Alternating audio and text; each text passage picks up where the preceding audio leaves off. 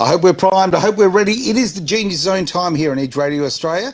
Very exciting time because we have a special guest out there in our other studio. She's hiding at the back. Haven't even spoken to this person yet. I can see her. She looks excited. What can I say? I can see the anticipation in her eyes there. Absolutely. Are we ready? Well, I should actually, before I say are we ready, let's jump straight into introductions. The wonderful Terry Messenger is beside me. Are we ready for a big show, Terry? I am ready, Aaron, and I trust that it's going to be a great synergetic show, unlike our clothes where I have decided to clash with you. We're clashing beautifully. And we are clashing like the Titanics. So if you are listening on Edge Radio Australia, we have spared you. Let's just put it this way. Oh, come on. I think we look fantastic. Of course. Now, shall we bring this lovely... Would you like to do an introduction before I bring this person on stage? Absolutely. Are we ready? Yeah. Well, this is the Love Queen, and she's a deeply intuitive practitioner and a transformational coach who specializes in the love industry of relationships. Oh, geez. Attracting your love mate. Sign me up. And, here we go. You know, all the things. And we had an awesome talk on our podcast. Right. And, you know, this lovely lady, her name is Lara Lee. Now, she'll heal trauma bonds and unworthiness, and she does a bit of metaphysical and energetic work too, Aaron. Got it all going on. Okay. We're ganging up on you tonight. Oh, I'm going to run from the building. Not even the room, the building. I'm down the street. It is time to bring Lara onto stage. Lovely to see you, Lara. Hey. What an intro. That is an amazing intro. Thank you very much. Really looking forward to this. This is obviously a subject I have a little bit of skin in the game on this one. Single relatively recently, you know, sort of I decided to go single a little while back, my decision. And no, let's be honest.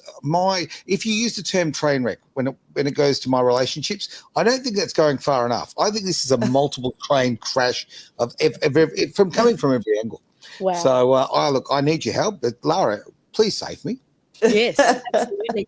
And even though I know you do work alongside with women, there is no doubt that our men, our gentlemen are really going to benefit, especially from hearing a lot about what you talk about in terms of trauma and how all of that relates to how we are actually attracting people and how we attract our love mate. Yeah. So, you know, what I'd like to do is firstly go over to you and get your story. And obviously with the Genius Zone, that's the name of the show, it always comes back to one thing, and that is the pain. So it begins with the pain and then it turns into the power. Power, yeah. Yeah. So over to you, beautiful lady. Tell us about your pain and how you turned it into your power. So, I didn't have great relationships growing up. And I remember, like, even when I was first starting to get attention, I found it like a bit like a drug. I was like, oh my God, like this attention is like amazing. And I felt like I had to be in relationships for like it's validation. So I always felt like I had to be in a relationship, and I tended to attract the wrong ones. Or if somebody had a really troubled childhood and needed rescuing or saving or fixing, I would be like a magnet to them. I had some quite controlling relationships, one really scary one.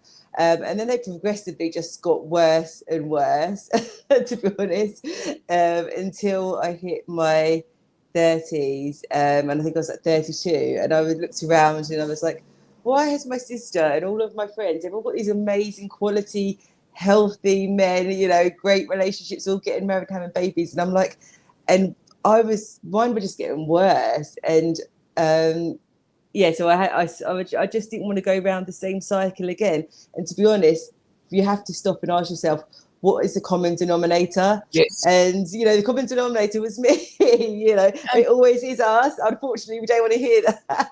But you're attracting from, you know, how your worthiness and your wounds and your attachment styles and your belief system that might not even ever been yours. There's so many different factors and so much to, you know, unpack. And then I was like, I went for coaching, so I was like, God, someone needs to rewire my brain. Yeah, and that says it all. Yeah, rewiring your brain. That's when real change happens, right?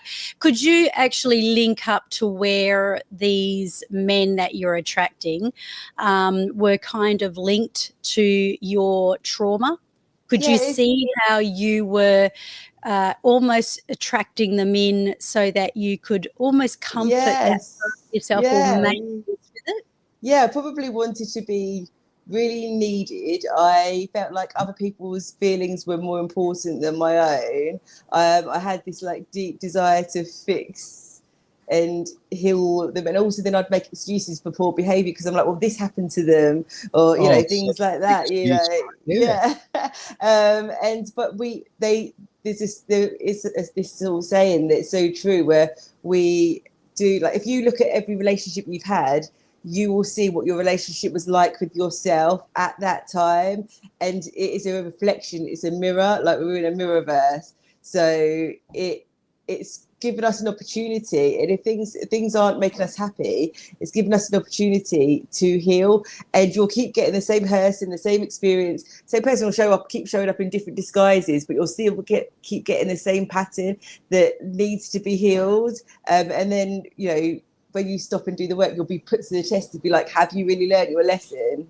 Mm-hmm. Exactly. To put some context around it, because I know that it makes it easier for the audience as well. Could you identify the sort of same patterns in the personality type that you're attracting? Like, were they you know, what sort of archetype were they? You know, can you kind of describe that? Yeah, they were it was different in some ways, but yeah, like obviously different. Every experience was different, and not all was bad, but the majority were, I'd say the majority was like controlling in some way or another. And I felt like I had to really prove I was always trying to like prove my worthiness, prove, I don't know, do you know what I mean? Like perform, prove, like I feel like I had to earn love. So yeah, controlling on much different levels, and very non-committal as well. Yeah, so there were two sort of big things that sort of showed up, and obviously then there's attachment styles. There's different attachment styles, and you'll attract different people depending. Like I was quite anxious, so you know. And I was quite needy, and the more needy you are, the more you're going to need love. But then you'll attract. You're going to be very open to attracting sort of narcissistic types when you're like because that. Wasn't that the archetype you were saying in the podcast? I would say, yeah, it was a narcissistic kind of personality type.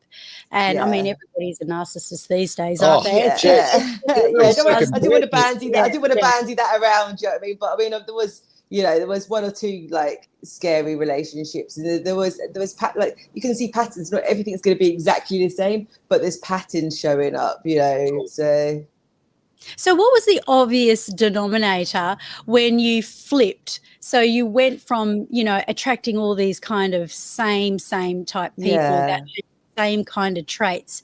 And, you know, really it comes down to energetics, doesn't it? I mean, this is also your specialty. So you're thinking in terms of, you know, different person, different day, but the same energy, the same feeling that you're getting over and over and over again. But you're also attracting it. So you're attracting it. We're manifesting it all of the time, even whether it's what we want or what we don't want. And we need to stop doing that. We need to actually put the brakes on, say, stop manifesting what I do not need. Well, maybe we need it. I mean, maybe that's what it comes down to. We do. But if we only ever thought of what we wanted, that's all we would get. But if you had to could actually look at all of your thoughts in one day, quite often our minds go to catastrophizing, the worst case scenario, what we don't want, you know. So it's really like training yourself to become conscious of your thoughts all the time. It takes time. It's an effort, and a lot of people don't want to put that effort in. Exactly. Growing up, did you watch the Grease movie? The Grease movie. Yeah. Remember Sandy? Oh, Yeah. absolutely. Olivia Newton-John, and she's the good girl, and you know, she's the real good girl. And of course, John Travolta, he likes her, but she's not cool enough, so she flips to being the bad girl. Yes. And I remember going through that myself. I remember thinking, I really like this guy, and he doesn't like me because he thinks that I'm not cool enough. Mm-hmm. So I kind of, you know, turned on the bad girl thing, you know, but sometimes you got to be careful what you are practicing because, you know, practice makes perfect. But I literally did really attract some doozies, and what I could see though, and I think a lot of girls are like this actually, sorry Aaron, fill me in, I'm ready. You know, this is a truth, but girls like a bit of the bad guy. Of course they do. Absolutely. And guys like a chase. Men like a chase, so stop making it so damn easy for them, putting it on a plate for them, because they want to feel like they're, you know, like they're getting something really special, like a prize, you know, like something they had to work hard for, like something that's really valuable. And if you're doing all the doing, you're not giving them chance to show up in that masculine energy and to chase you and to woo you, you know. I've often said I absolutely love the thrill of the chase. The chase for me is, I mean, it's so much thrill fun. To kill. Not to kill. I'm not trying to kill. Not to kill. But yeah, look, if a girl comes into my life, or woman, funny enough, yeah, I'm of that age, but that it's all too easy, I'm bored. Like and that's the problem. So men and women are very different to each other, and like women will get attached through, like, you know, they have sex, they'll be attached, you know, but men, that actually makes them detached. They could do that all day just as a sport, you know, like it's like, you know. I don't agree with that. I mean, sometimes when you sleep with someone, you become more attached, no question about it. But yeah, we don't, the fundamentals are different, okay? Like women need to feel love to have sex, generally speaking. Well, we need to have sex to feel love.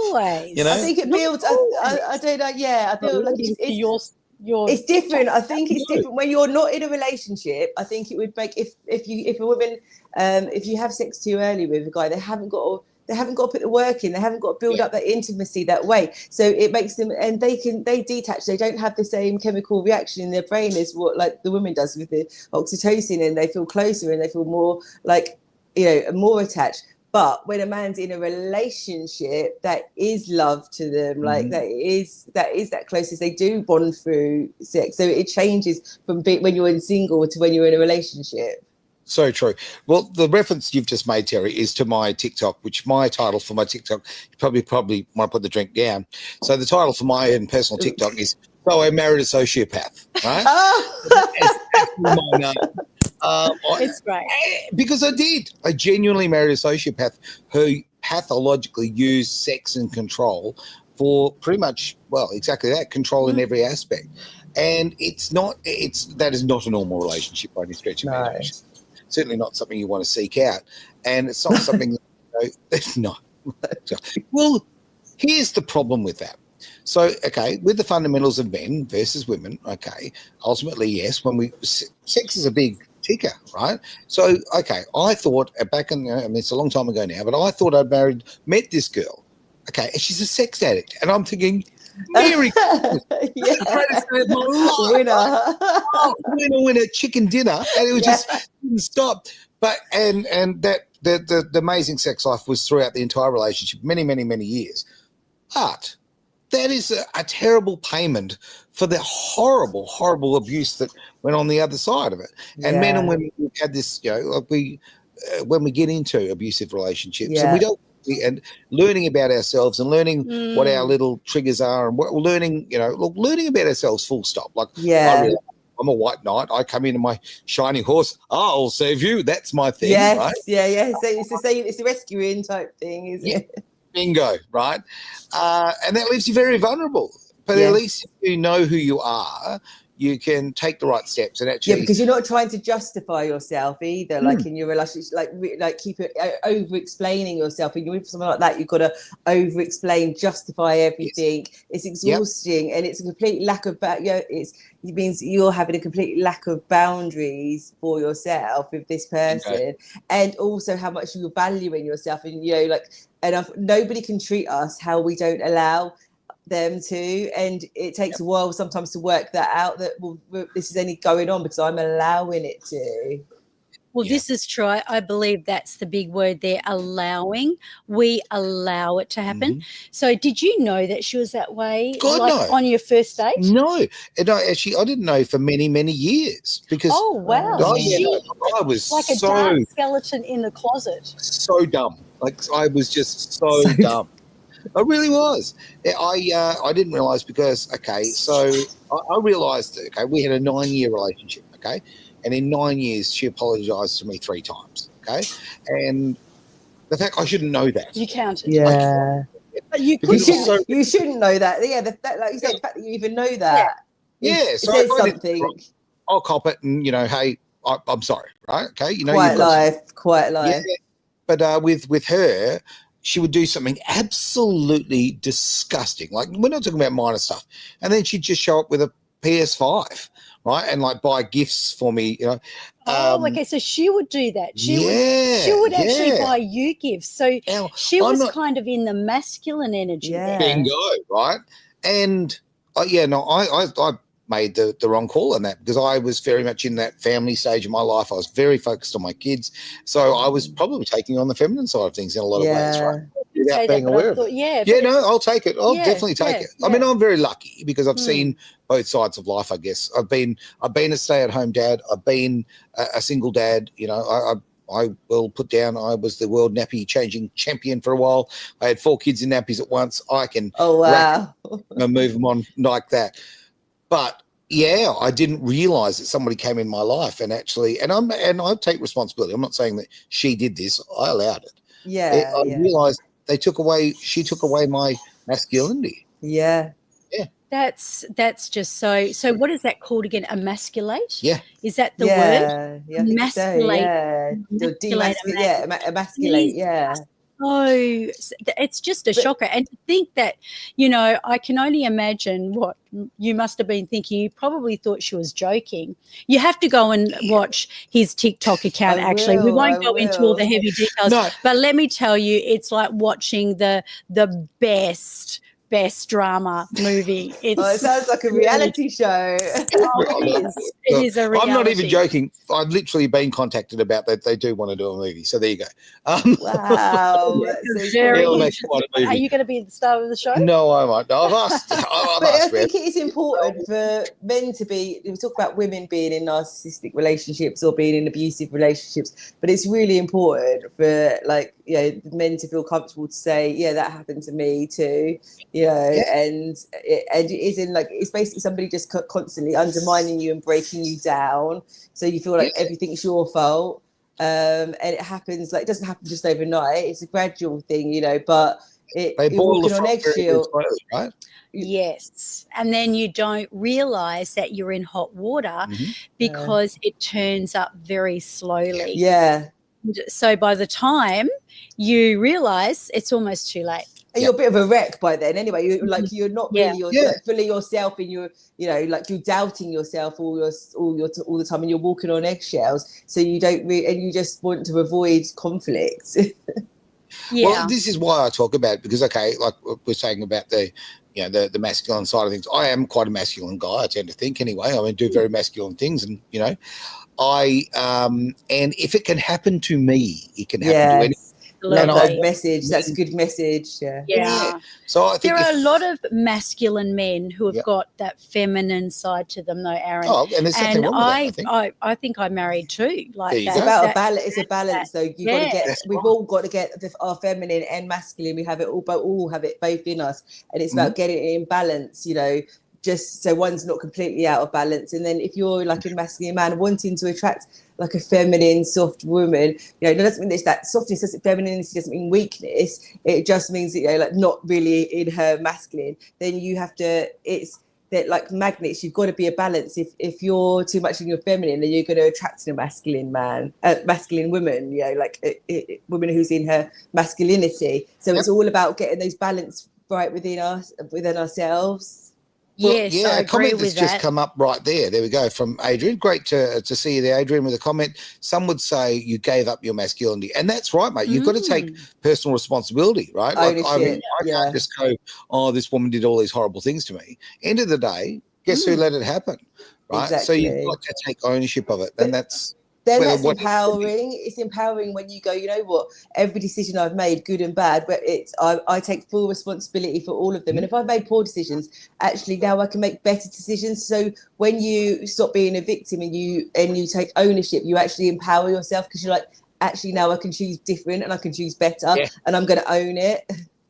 Yeah, absolutely. Completely agree. And so for someone like Aaron, what would you say? So what did you go through? Because you do the metaphysical side of things, you do a lot of the energetic. There's layers of things. There's the layers. So can you talk us through that, so that perhaps, Aaron, we could get you kind of like releasing Terry, this is not a therapy things. session, okay? But for everybody, I mean, if anybody out there feels, and I mean, it has affected every single one of us. So, you know, tell us about your own personal experience of how you suddenly radically changed, and what had to happen. So, you know, what was the course of? Well, you have to, the first thing for change. I was in another relationship, so I was about 32, and we hadn't been together long, but we started living together, and it wasn't anything like what really, like, I wanted somebody who I was going to marry and have a baby with, and he wasn't like that. I think he came home pissed from the pub, accidentally set fire to the coffee table, you know, like things like that. And I was just like, like by accident, like I think, you know, he's smoking something, and it was just like, and I was just like, this is like not what I want. Is that your wake-up call right there? Well, I think it kind of was. I was like, this is just getting further and further away from what I wanted, and actually it's just getting worse. And you have to just, but also then you have to decide. I remember like deciding, like, I am not going through this cycle again, and I need to go and do something different, because you can't. I don't really believe you can do it fully by yourself. You know, I feel like when you go to, so I decided to go to a life coach, and that just brought up the things that I needed to look at, you know, the things that are like, for instance, oh, why do I keep attracting this? Because I don't love myself. I don't feel worthy enough of the type of person who I really wanted, you know, so and, you know, look at the wounds and things, because I feel like you need someone who's, you're too close to your own thing, and you need somebody who's going to ignite, and they could go, oh, I can see, challenge you a little bit, go, I can see what's, you know, look at this, or ask you powerful questions that you would never have thought to ask yourself. That's what people always say to me. You've asked me things I never thought to ask myself. And I wouldn't jump in and rescue people, because they've got to tap into their own wisdom, but it sets them off a train of thought. But you have to decide and find somebody who you're like, right, okay, I'm going to go. Most of the time when women come to me, they've already done counselling, and they're ready then for the for coaching, because coaching is solution-based therapy normally on a specific topic. So I'm here, I want to get here, and normally you can't get past. This is the thing that I cannot get past by myself. I don't want this to happen again. Let's look at it, and I'll, you know, and help me get me from here to here, you know, and they break it down for you, or they'll give you the right things to look at, and the right book, or the right thing to watch, and it all starts to become clear. But it's because you're ready. And then you'll get put to the test to make sure that you're really, really ready, and you really want different. Yeah, I think you have to be ready. Okay. Ultimately, it's, you know, you can say I'm ready, but sometimes people say they're ready and then they're not. Exactly. They've still got some healing to do. They're still on that journey. And of course, there's always an element of us attracting our shadow self. Part of our shadow. I'm not saying that we would be like, you wouldn't be like the sociopath, for example. Thank you. But there may have been, like, just as an example, something in her that was facing you. Oh, yeah. Where they say it's a mirror unit. You know what I mirror. mean? Yeah. Like it was, because they do say that you're actually facing your shadow and you're wanting to heal it, and we do that through attraction. We seek out. Sometimes we also seek out partners like our unhealthiest parent, so we can do things differently, so we can have a different ending, and we seek out those partners to heal those emotional wounds. And sometimes it has to get really painful before we'll look at those. So that kind of it's giving you an opportunity to be like, this is something that needs healing. Like, so you puts a mirror up to you, and it makes you question, like, well, why is this happening? Why have I attracted that? Where is this coming from? What's familiar? When it comes to NLP, this is how I picture it in my own mind a lot, is I see this, you know, the old-fashioned telephone exchanges you saw on the movies. I'm not that old, right? Where they pull the plug out and they move it over there and they boom, and here it goes, and right, you know, that sort of thing. To me, that's how I see NLP to a big extent. It's like I've been rewiring. I've been plugged into the wrong phone call for a while now. Boom, pull that out, find another plug, and go a different way. It's choose. You need to start choosing your beliefs. So it's basically all your beliefs would have come from programming in the first 7 years, from your parents, from your caregivers, from teachers, from school children, all your beliefs about yourself, not really your own. And then you get to a point where you're like, well, why do I believe this? Because they're so limiting, and they're really limiting you and limiting what you can have. And then it's a case of choosing, what do I want my new beliefs to be, and constantly going over those until they become your own. So you're creating the new neuro pathways in your brain. Yep. I love that. That so is just see it as a computer, because your brain, just think of, I'm like a computer, I just don't like that program, that's not serving me, it's totally broken, I'm going to reprogram, and I'm going to choose now what my reality is going to be, what my beliefs about myself are going to be, what my self-identity is going to be.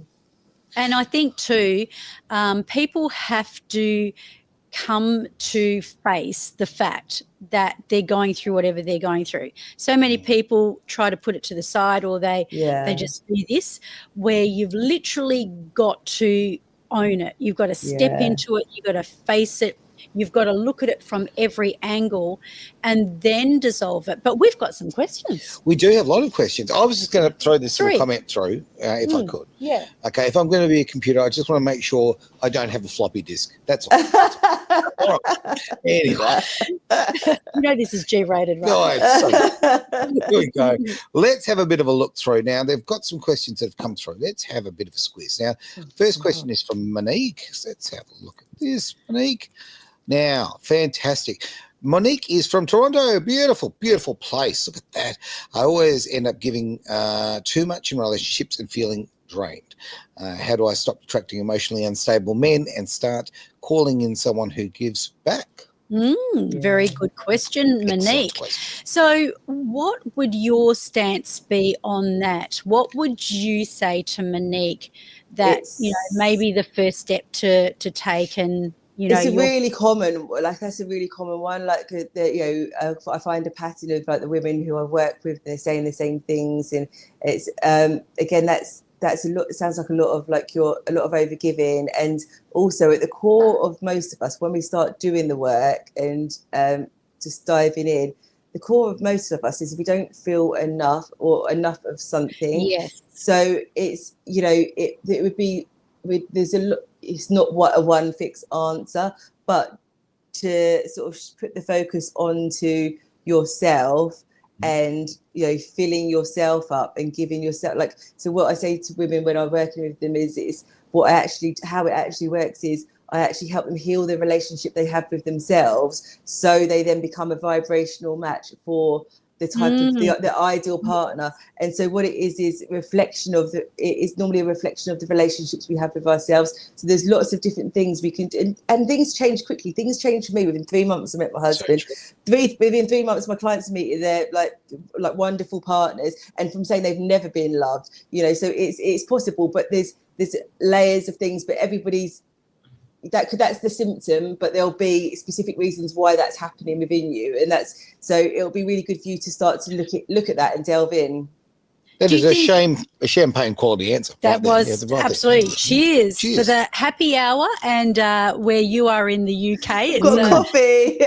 You've got a coffee, and we've got a champers.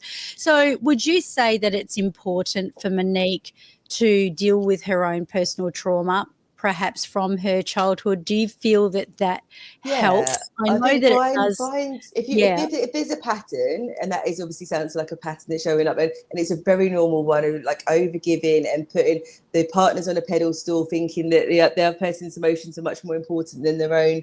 That this can be changed quickly, but I would just say, either contact me or find somebody who you feel drawn to, who you can help, who you can do some work around that. And it might not take a lot of work to create those shifts, and then you'll start attracting something different, but we have to get you on a different vibration. And it's about worthiness as well. You probably, although you might want a really quality relationship with a man who's really committed and fully there, you might not feel properly worthy, because we can't actually attract anything that we feel unless we feel wholeheartedly worthy of that as well. I was going to actually say the worthiness is a big one, because, that is probably a symptom of you, Monique, overgiving, because you feel like you have to. So prove yourself, earn love. You're not being your essence. You're not allowing your man to see the essence of who you are. And the essence is not something that you learned or became. It is the essence of who you truly are to your core. And when you find someone that loves that, and you can, really have a great relationship. I like it. Shall we go to another question? I reckon. Very much, Monique, for that one. So our next question, pop that up on the old screen. Now, this is all the way from New Zealand. Okay, so you got to say it that way. All right, this is very important. New Zealand. So, Brianna, lovely to have you all the way from New Zealand. Now, she has done so much inner work. Good on you. I'm going to do this, right? But I still feel invisible to the kind of man I want. How do I raise my love frequency and attract someone who actually sees me? Can I begin? Can I kick off? Yeah, go for it. Because I know that people get inspired quite often by things that they hear each other saying. So firstly, how do you become visible instead of invisible? So what are you feeling? What is it that is going on energetically in your body? Are you allowing yourself to stand in your power? And again, coming back to your essence, and allowing yourself to be seen, and allowing yourself to be all of you. I feel that, so many of us, especially if we're stressed, if we're chasing something, I think the chase actually is when it runs away from you. And it makes you want to chase more. Yeah. But if you can come into your body and be so present and allow them to see you. And if they don't see you, guess what? My thoughts are they weren't supposed to see you. That's right. That's when I like to use this word about relationships. Next! Problem solved. I love that. I want to throw forward to Brianna. Yeah, look, basically, get out there, be you, and find some. I know it's so easy to say, but it is. When you don't put enough value in yourself, then you do shortchange yourself. You get yourself in a relationship where if you think that you're worth 75%, well, guess what? You go and find someone worth 75%. So, fill the glass right to the top. And away you go from there. Absolutely. Your thoughts? That's good advice, I reckon. And over to you, Lara. Yeah, what you said, it sounds like, it's about getting like the feminine energetics right. So you are, like say, you're getting into that energy of where like you feel beautiful in yourself, you feel allowing, you're not chasing, you're not convincing, you're like the surrendering, like you said, like you can surrender, and you can actually create create that sort of like tension and that pull, and like not have to do and convince and prove yourself, but you need to really, it's like, you need to find out why you're feeling invisible, and because it's something within you making you feel that way. And so it's about creating wholeness, and like you say, you stepping into your power, stepping into your feminine energy so you can receive. So men do want to commit, they do see you, they are available to you. And if the type of men you haven't been attracted haven't been available. It probably is, it's worthiness as well. You know, it's all the layers. Yeah, I'm going to throw in my male input here. Okay, most of us guys want commitment. I know that. I know people don't believe it, but oh my word, we do, right? Yeah, but people like to lie about it, and we always, I mean, they play that player line, all kind of routine. It's not true. I mean this from the bottom of my heart. If I'd met my first wife, and I've had a couple, right? Two and a half to be exact. 2.5 to be accurate, yes. When I met my first wife, now, if she was the first person I ever met, she wasn't clearly, but first person I ever met and slept with and all that kind of Cara and yada, yada, yada, met, I'd actually be happy as Larry with that, okay? I mean, I would be happy to build something. You would have been happy to stay with her for the rest of your life? Yeah, really? absolutely. Not her personally. I'm saying... Not her personally? No, because I met someone who was full of trauma, right? Okay. And she was looking for a white knight. I was providing the white knight, and, you know, we weren't suitable. We were kids. We were really young. Right? Yeah. So no malice or nasty feelings. We're just not the right people for each other. Well, maybe we were for the time. Who knows, right? But yeah, what I'm getting at is that there's a misconception that men don't want commitment. And guess what? Quality men want commitment. Yes, they do. They want, men actually do want to be your hero, and there is plenty of quality men out there. And one of the limited beliefs that I hear so often is like, oh, all the good men are taken. There's not very many, like there's hardly any, like, you know, masculine, healthy men out there. That's just limiting beliefs. And if you believe that, that is what will be true for you. True. I love that. Limiting beliefs. Do you feel that it is, you know, primarily the best source of being a magnet to the person that you want? If you're a woman looking for a male partner, to be in your feminine energy, do you feel that's important for the woman? And the thing I find is a lot of the women I've been work with is they're very successful women, so they're used to doing and making stuff happen and being in that, like, you know, energy of the over giving and overdoing, and, you know, and that energy really works well in, you know, success within work and careers and things like that, but it doesn't work so well in relationships. And actually you've got this polarity, so you've got to have the balance of the female and masculine, so it's like a magnet that can come together, because if it's two negatives or two positives, it's just not going to connect, you know. So you can't. So you have to become that balance of yourself, you know, of that feminine energy. And also I find that is really hard to do by yourself. Like I found with clients, I have to literally like hold them back, tell them don't do anything, just don't do anything,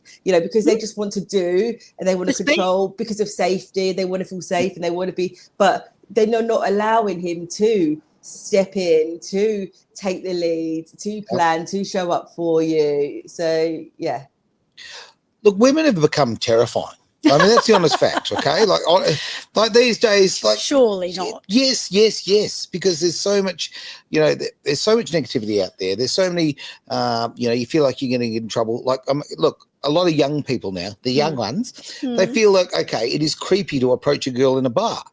I know. How we did this, right? Yes. So it has become, you almost feel like you meet a girl, you've got to bring in legal paperwork and all of that. So, right here, initial here, da. It's gotten that way. But I want to throw this out, that what you've said before, to be absolutely frank, again, the men you want to attract, and I'm speaking as a man, obviously, but so I'm attracted to women who live in their feminine, okay? Yeah. Most of the men that I know who have got their act together, who live in their masculine, who are driven and are trying to build things and look, they're performance-driven people, right? They are all looking for women in their feminine. Yeah, some are looking for men in their feminine, I guess. But like for me, we do, like, true. Yeah, when a woman becomes too masculine, it's a bit of a turn off. Yeah. Yeah, that's what I find that actually it's a relief for the women to, once they change that behaviour, because, you know, they've had somebody supporting them through it and like it's making them feel safe enough to hold back, to, like, you know, allow them to receive. Actually, like, what I'm showing them is you can actually, if you do less, you'll receive more, but you've got to allow that space and you've got to allow that opportunity, and as well as feeling truly worthy of that as well. And then the man wants to step in, he wants to be your hero, he wants to be like, you know, like like hear that you're like something he's done has made you so happy, you know, and like, oh, thank you for that, like, you know, and like just like you, they've lit you up, you know, that type of thing. And you just got to give them the space to do it. But it's breaking habits, and it's going to be behaviors which can be quite hard, you know. But as you do less, you receive more. But it's being patient enough to do it, because they just want to jump less in. is more. Less is actually more. There we go. Yeah, it's interesting how that goes. And, you know, before we go over to the last question, Lara, can I just ask you to flash back to our podcast? Yeah. What was it that you shared on the podcast at the end that was, you know, obviously a really good high value for the audience? Oh my goodness, I'm struggling to remember now. Could you remind me? Oh, there was a test. Yeah, that's okay. So I know it was good. I know that it was excellent, and I can't remember whether you were going through some tips for people or whether you did actually move into a quantum or an energetic. I think we were doing some sort of like letting go, but even if you want to know what, because a lot of people are blocked from. You know, they're blocking themselves from love through fear. So fear is the lack of love. And if you want to know where your sticking point is, if you ask yourself, like, you know, what is my biggest fear around love, and then just see what you know, what is my limited belief around love, and then just see what comes up, and that's the point to look at. Do you think someone, say, that is looking for a partner, and they might be actively looking for a partner, needs to ask themselves that question? Yeah, because you need to know what your fears are, because your fears will be limiting you. So I mean, there will be an answer that will pop into your head straight away. Like the first answer is normally, you know, it starts to give you a bit of clarity of what are you scared of, what are your beliefs, what, you know, what's my fear around love. It's interesting, isn't it? Like, even for the person who is on the hunt perhaps for their partner, because you can want something consciously, but subconsciously, that's the other thing we can say, like, I really want love, but subconsciously, if you've been hurt a lot, your subconscious is kind of in the driving seat. I don't know, so like something like 80% of the time, something like that, or maybe higher, 90% of the time. So it's trying to keep you safe, and actually what it does is it works against what you actually want. It will sabotage or self-sabotage, even not consciously, what you want the most, because it's trying to keep you safe, but actually it's blocking your desire, if that makes sense. Absolutely. People don't even know they're doing it when and you wouldn't know, not unless somebody's guiding you through going through certain processes with you. Now, Trisha, I'm going to bring her up on the screen. Trisha is looking for a little California love. Boom, boom. Woohoo. Am I the only one who gets these things? Come on. Think California love. Top song. Thank you for your message and your question there, Trisha. I really appreciate that. All the way from America there. Keep attracting narcissists. Welcome to my club. We all know what that's like. Yes, we all do. Maybe there could be a single club you can start up called the Narcissist Club. Narcs Anonymous. Love it. Because... I'll tell you what, we'd have thousands. Now, I keep attracting narcissists, and the good guy the good guy I liked suddenly, sorry, my apologies. The one good guy I liked suddenly ghosted me. No one likes a bit of ghosting. What am I doing wrong? How do I become a magnet for the right man? Well, there's a radio station on TikTok that actually makes a phone call. I don't know whether you've listened to it. I love it. I use this all the time. They go out on a date, and one of the two of them think they totally hit it off, and it was just a blast. But then the other one apparently had a different idea. Yeah, it's a second date update. And they got ghosted. But what they do is they blow the whistle. You know, what was it that they did? You know, was it a booger hanging out of their nose? Or, you know, and usually there is something that they did or they said, and it was just, you know, terrible. Now, I'm not saying that you're doing anything wrong, except for the fact that if you are attracting the narcissist from where I'm standing, what is the good thing about that? What could possibly be the higher purpose that they could teach you? And in terms of being ghosted, over to you, Lara. What do you reckon about that? So she suddenly just gets ghosted by the man. That happens a lot, and it's so easy to do that now, isn't it, in this day and age, because it's like you don't have to respond, you can block people, you can just disappear, and you'll never know what that was. Do you know what I mean? You can't possibly know what that is. Sometimes there could be a pattern, like I've noticed when I'm working with clients, and I'm like, it's getting to this date, they're about to go on their first date, it's been planned, and then suddenly it happened with a client 2 or 3 times, and I was like, oh, what's she doing? And then I was like, oh, have you been doing this? And she was like, yeah, so if there could be a pattern, but it just might be something you did and they're just like, that's not for me, and you can't help that. You've got to be yourself, and if they don't like you who you are, then it's not a fit. But the narcissistic thing is, it's about, you need to become the intentional creator of your life and not the victim of your life. But it's understanding, like you say, what purpose is that serving you, but also because it's familiar, you just keep on attracting the things that's familiar, because it's not that it's comfortable, but you're like, something will draw you into that familiarity. So it's you're comfortable being uncomfortable because it's what you know. And again, like I say, it's giving you opportunity to do things differently each time. So the universe is going, come on, I'm going to give you another try at this. Like, avoid it, walk round it, don't fall down the hole. I want to throw this out. That the term narcissist gets thrown out everywhere, left, right, right, and to be frank, it's just utterly overused. But to sort of both of your points, as far as I now use that, I use the narcissist thing as a tool, because guess what I want to find out? When I meet somebody new, one of the first little things I put out there and kind of test carefully, sort of. Do you interview? I hate the interview. No, just a little psychological snake. That's the way we go, right? But I want to find out if they've got empathy, right? Because a true narcissist doesn't have empathy. That's true. That's true. Yeah. That's the thing. So you might have someone who's egomaniac. You might have someone who's full of themselves. You might have someone with all those kind of things. Traits. Those kind of traits. But they're not actually a narcissist. So there could be a nice person and they're just trying a bit hard or whatever, right? Yeah. But if the deciding factor between just, that kind of personality and then someone who's a genuine narc is empathy. So if you just find out in the first few minutes. How do you test them? I'm really interested. Okay, what's your little trick? Yeah, it's a sure. good question. I like that. If you're out at, say, dinner or drinks or anything like that, watch how they treat the wait staff. First thing. Watch that, right? That will tell you very, very quickly what type of person they are.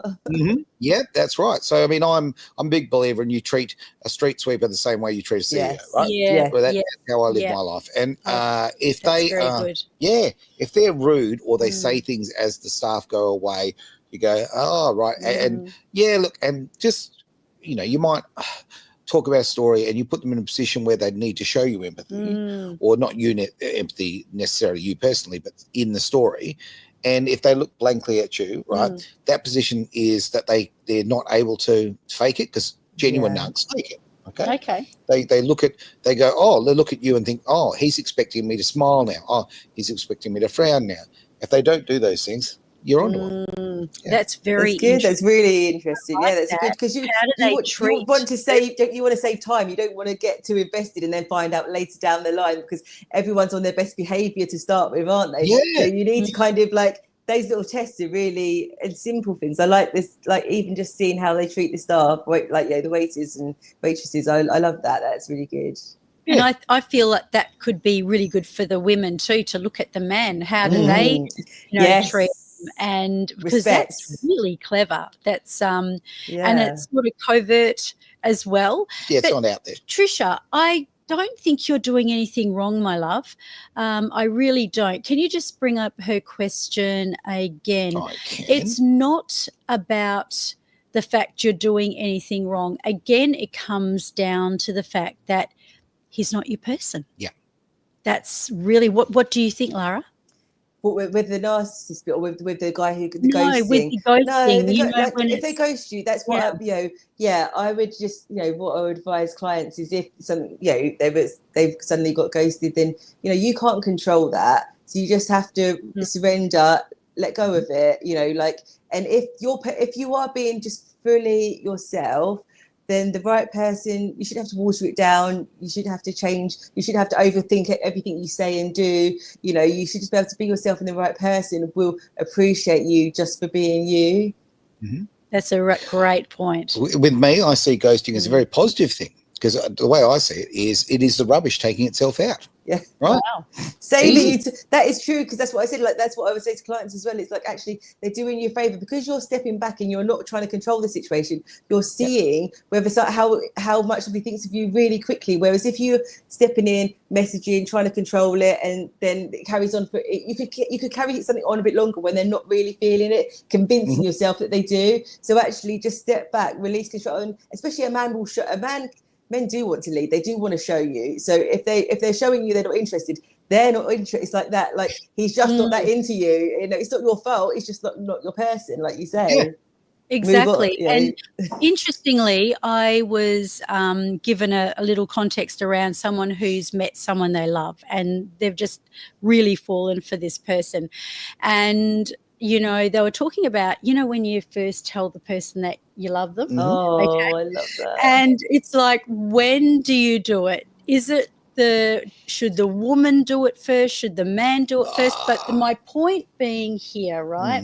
In this case, confidentially, without mentioning anyone's name, she took that initiation to actually say, I love you. And then she got nothing. She got nothing back. I said, do you know what? It's fine. It's absolutely fine. I remember one of the first things that Ian said to me when I met him. He said, when you say I love you to a person, don't do it in the hope that you're doing it just to get a reaction. Receive. Yeah. You've got to say it in all earnesty, because that's what you want, and it's unconditional, and it doesn't need I love you too.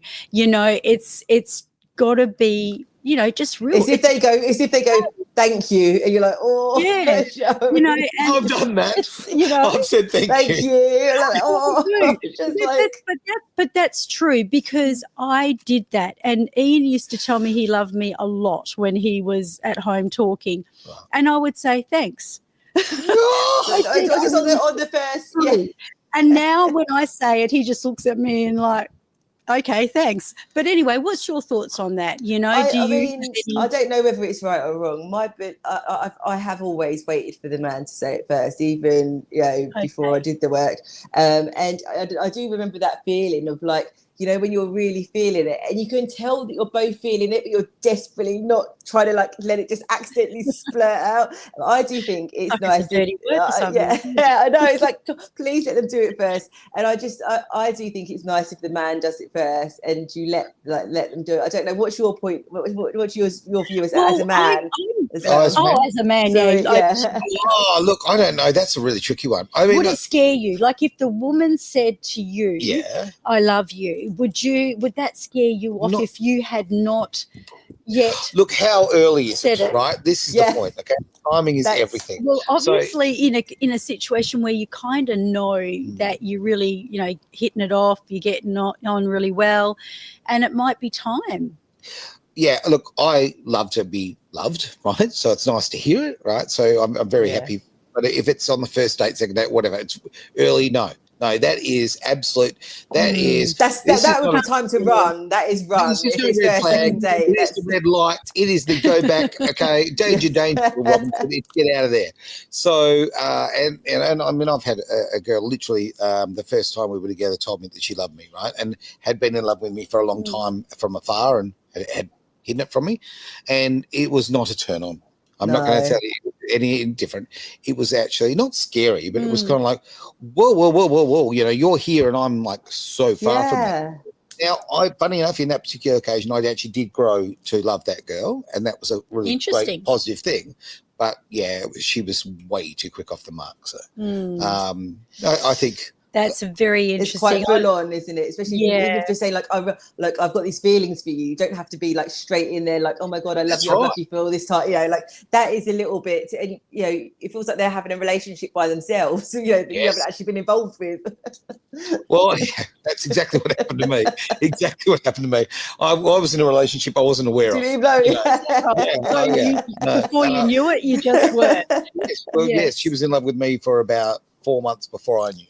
Okay, and it's confronting. Yeah.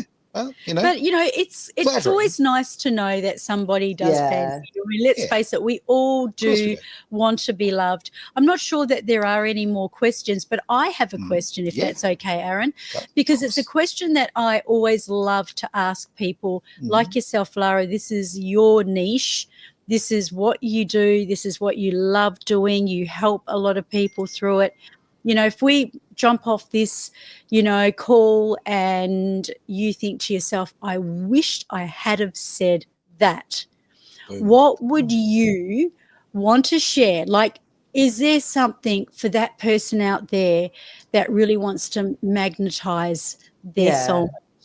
Is there something you have to become like a good, you know, that's a big subject, you know, like the manifesting and stuff, but you have to become what you want in somebody else. So that's, you know, that's kind of what qualities does that person have that you want to call into your life? Have you got those qualities yourself? And also, are you always thinking, is it coming? Is it like, and if it's always in the future, it'll always be coming. So I encourage my clients to get in the energy of being in love now. So otherwise you're noticing lack, which will give you more lack. So it's giving them techniques to put them in the energy of being in love as if they already have it, because that is very magnetic as well. But it's become what you want to see in somebody else. I like that. Be in it. Yeah. Feel but have it like as it's like there. Now, like it's now. Yeah, it's now. It's now. It's right now. Right now. It's freaking now. Well, that's blowing my plans the rest of the night, but never mind. Okay. But that's such a great point for everything in life. Like, live it. Be living in the now, right? Like, you've got to embody what you want. Because if you're going, where's my stuff? Why is it not showing up? Where's my man? Where's my partner? Where's my woman? Then you're just noticing it not being there. So you'll get more of it not being there. So this is why it's about getting into already and believing it before you actually have the visual proof. Yeah, which that is again that takes time and practice, don't you? But the more you do that, and the more you can keep putting yourself in the energy of being in love, as you already have it, and becoming what you want in somebody else, that's an amazing place to start. That is a fantastic way to start. And look, I think we definitely need to end, seeing we're only about 10 minutes over. No, just very close. Love that. But, you know, I'll take this opportunity. Lara, if you know anyone over there, you know, looking for a fellow like me, chasing the Aussie dream, hey. Share this video. Share away. Like and subscribe. Away we go. They'll be queuing up. No, I don't know. But it's been an absolute pleasure. Honestly, I'd love to have you on again. If you're ever got some time, we'll do this again. Yeah, love that. Wonderful guest, you do, Terry. Thank you, Aaron. I must be attracting all you the must right be. Vibrational match, see, with the same vibe. 100%. Hey, thanks for this. Thanks everybody who contributed with questions, thoughts, comments, all those kind of goodies. It's been the Genius Zone here on Edge Radio Australia.